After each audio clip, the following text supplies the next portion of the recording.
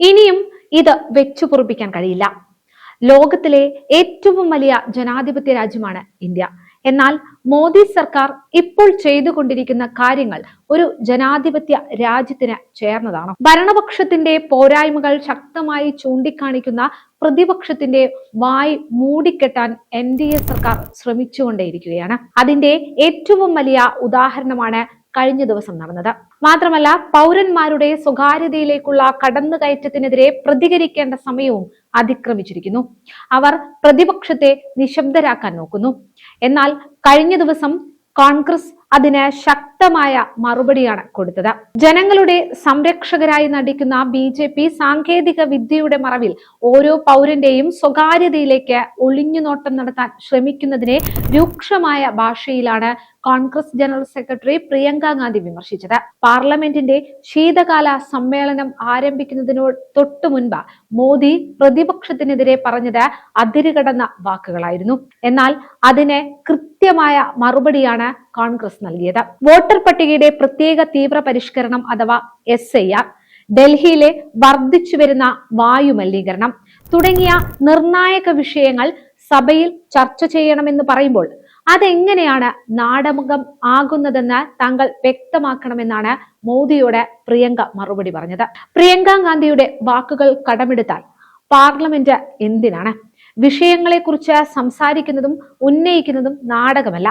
പൊതുജനങ്ങൾക്ക് പ്രാധാന്യമുള്ള വിഷയങ്ങളെക്കുറിച്ചുള്ള ജനാധിപത്യ ചർച്ചകൾ അനുവദിക്കാതിരിക്കുന്നതാണ് യഥാർത്ഥ നാടകം. മോദി, നിങ്ങളും നിങ്ങളുടെ സർക്കാരും ചെയ്തുകൊണ്ടിരിക്കുന്നത് അതാണ്. നിങ്ങൾ പുതിയ ഒരു ഉത്തരവ് കൂടി പുറപ്പെടുവിച്ചിട്ടുണ്ടല്ലോ, സഞ്ചാർ സാധി. അത് യഥാർത്ഥത്തിൽ ഈ രാജ്യത്തിന്റെ പൗരന്മാരുടെ സ്വകാര്യതയിലേക്കുള്ള കടന്നുകയറ്റമല്ലേ? പുതിയ ഉത്തരവ് പ്രകാരം എല്ലാ സ്മാർട്ട് ഫോണുകളിലും സഞ്ചാർ സാധി മൊബൈൽ ആപ്ലിക്കേഷൻ മുൻകൂട്ടി ഇൻസ്റ്റാൾ ചെയ്യണമെന്ന് പറയുമ്പോൾ ഇതൊരു ഏകാധിപത്യ നീക്കമല്ലേ എന്നാണ് ചോദിക്കാനുള്ളത്. തട്ടിപ്പുകൾ തടയാനെന്ന പേരിൽ മോദി സർക്കാർ ജനങ്ങളുടെ വ്യക്തി ജീവിതത്തിലേക്ക് നേരിട്ട് നടത്തുന്ന ഈ ആക്രമണം കേവലം സാങ്കേതിക പ്രശ്നമല്ല, മറിച്ച് ജനാധിപത്യം തകരുന്നതിന്റെ വ്യക്തമായ സൂചനയാണ്. പ്രിയങ്ക ഗാന്ധി ഉന്നയിച്ചതുപോലെ നിരീക്ഷണവും ചർച്ചാ നിഷേധവും ഒരേ ലക്ഷ്യത്തോടെയുള്ള രണ്ട് സമീപനങ്ങളാണ്. കേന്ദ്ര ടെലികോം വകുപ്പ് നടപ്പിലാക്കാൻ ശ്രമിച്ച സഞ്ചാർ സാഥി ആപ്പ് എല്ലാ ഫോണുകളിലും നിർബന്ധമാക്കാനുള്ള നീക്കം ജനങ്ങളുടെ സ്വകാര്യതയ്ക്ക് നേരെയുള്ള കടന്നാക്രമണമാണ് എന്ന് പ്രിയങ്ക ഗാന്ധി തുറന്നടിച്ചു. ഇവിടെ മോദി സർക്കാരിന്റെ ഉദ്ദേശം വളരെ വ്യക്തമാണ്. എല്ലാ പൗരന്മാരെയും നിരീക്ഷിക്കുക. സൈബർ തട്ടിപ്പുകൾ റിപ്പോർട്ട് ചെയ്യാൻ ഒരു സംവിധാനം ആവശ്യമാണെന്നതിൽ ആർക്കും തർക്കമില്ല. എന്നാൽ ഒരു സർക്കാർ ആപ്പ് മുൻകൂട്ടി ഇൻസ്റ്റാൾ ചെയ്ത് അത് നീക്കം ചെയ്യാനുള്ള അനുമതി പോലും നിഷേധിക്കപ്പെടുന്നത് ആളുകളുടെ വ്യക്തി ജീവിതത്തിലേക്കുള്ള അനാവശ്യമായ കടന്നുകയറ്റമാണ്. പ്രിയങ്കകളുടെ വാക്കുകൾ കടമെടുത്ത് പറഞ്ഞാൽ ഇത് ഫോൺ ചോർത്തൽ മാത്രമല്ല, ഇതൊരു ചാര ആപ്പാണ്. മോദി സർക്കാരിന്റെ കൈകളിലെ ഒരു ട്രാക്കിംഗ് ടൂളായി ഈ ആപ്പ് മാറാനുള്ള സാധ്യത പ്രിയങ്ക തള്ളിക്കളയുന്നില്ല. നിയമത്തിന്റെ മറവിൽ ജനങ്ങളുടെ ഓരോ നീക്കവും രേഖപ്പെടുത്താനുള്ള ശ്രമമാണ് BJP സർക്കാർ ഇവിടെ നടത്തുന്നത്. ഇത് ജനങ്ങൾക്ക് സുരക്ഷ നൽകുന്നതിന് പകരം അവരെ നിരീക്ഷണ വലയത്തിലാക്കാനാണ് ശ്രമിക്കുന്നത്. ഒരു വശത്ത് പൗരന്റെ സ്വകാര്യതയെ കവർന്നെടുക്കാൻ സർക്കാർ ശ്രമിക്കുമ്പോൾ മറുവശത്ത് അവർ ജനാധിപത്യത്തിന്റെ അടിസ്ഥാന പ്രക്രിയകളെ തകർക്കുന്നു. പാർലമെന്റിലെ ചർച്ചാ വിലക്കും മോദിയുടെ നാടക പരിഹാസവും അതാണ് പറഞ്ഞു വെക്കുന്നത്. പാർലമെന്റിന്റെ ശീതകാല സമ്മേളനത്തിന് മുന്നോടിയായി പ്രധാനമന്ത്രി മോദി പ്രതിപക്ഷത്തെ പരിഹസിച്ചതിനോടുള്ള പ്രിയങ്കയുടെ പ്രതികരണം ശ്രദ്ധേയമായിരുന്നു.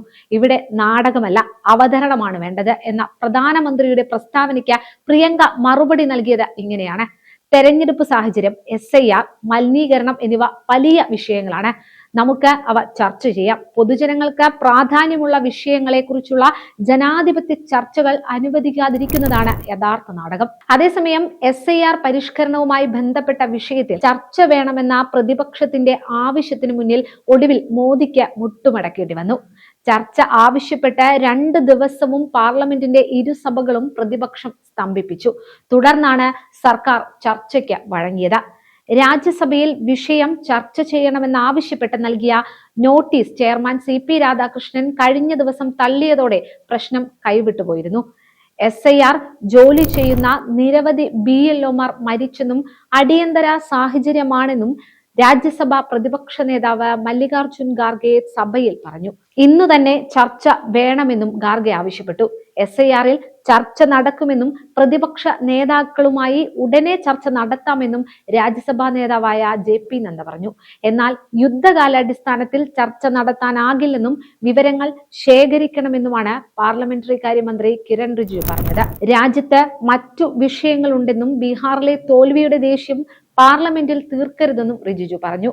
എന്നാൽ പ്രതിപക്ഷ ബഹളം തുടർന്നപ്പോൾ സർക്കാരിന് നിലപാട് മാറ്റേണ്ടി വന്നു. ചൊവ്വ ബുധൻ ദിവസങ്ങളിൽ ചർച്ച നടത്താമെന്നാണ് സർക്കാർ അറിയിച്ചിരിക്കുന്നത്. ചുരുക്കി പറഞ്ഞാൽ പ്രതിപക്ഷം ജനങ്ങളുടെ പ്രശ്നങ്ങൾ ചർച്ച ചെയ്യാൻ നോട്ടീസ് നൽകുമ്പോൾ സർക്കാർ ഒരു വിഷയവും ചർച്ച ചെയ്യാൻ അനുവദിക്കുന്നില്ല.